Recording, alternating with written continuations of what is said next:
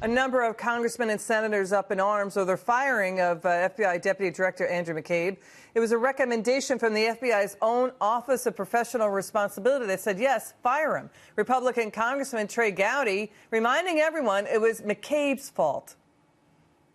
Oh, Andy McCabe has undercut his credibility all by himself. He didn't need any help doing that. And I find it richly ironic that he is lamenting that those are attacking the FBI when he himself does the exact same thing. It was the FBI who said he made an unauthorized disclosure and then lied about it. That wasn't President Trump. It wasn't me. It wasn't the crazy House Republicans. It was his own fellow FBI agents that said he leaked and then lied about it. So if he's got credibility issues, he needs to look no further than himself. Joining me now, former Special Assistant to President Trump, Mark Lauder. Mark, what's your take on McCabe's firing? I think it sounds like it was completely justified. You had an Inspector General report, the Office of Professional Responsibility, and then the senior career official at the department all made these recommendations. So that's what the Attorney General acted on.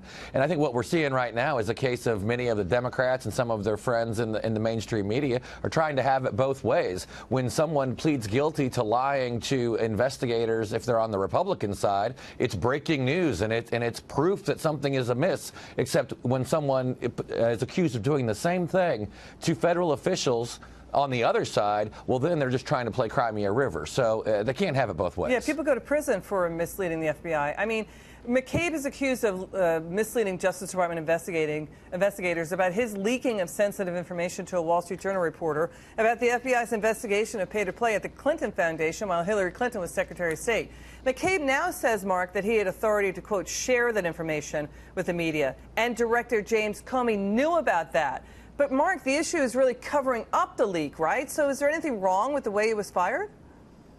Well, obviously, the Inspector General report, which we have not seen yet, does suggest that there were some sort of improprieties in the way he was conducting his business. And when you follow that on with the Office of Professional Responsibility and the senior career official in the department all making this conclusion, then something there is amiss. And it may just be lying or misleading investigators. There may be something more to it. But we've got to be honest here. We cannot, as a country, tolerate any kind of impropriety when it comes to members of law enforcement at any level.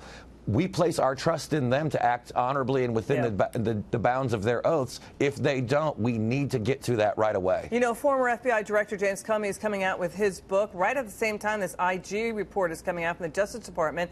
But here's the problem for James Comey. The firing of Andrew McCabe may cause problems for James Comey. Remember when Comey said this under oath last year?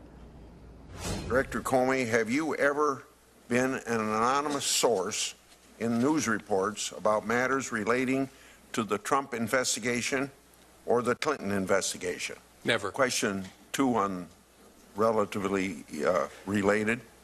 Have you ever authorized someone else at the FBI to be an anonymous source in news reports about the Trump investigation or the Clinton investigation? No. Okay, so Comey said under oath he never was a source for the media, nor authorized any FBI officials to talk to the media.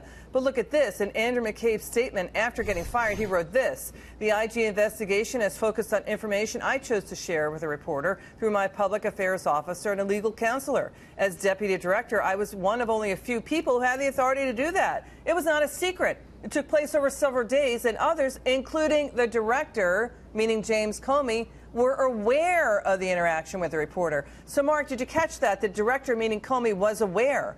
So how does that stack up with Comey saying what he said to Congress last year about he never allowed any of this?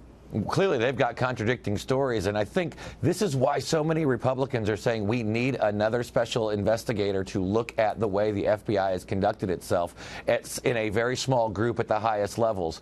We cannot have these inconsistencies. If partisanship, if things were taking place in the Clinton investigation that was not above board, that was not consistent with their oath, then we need to look into it. And right now, as you pointed out, we see it happening where they are contradicting each other of who said what and when. Mark Lauder, great to see you. Thanks for coming on. Thanks, Liz.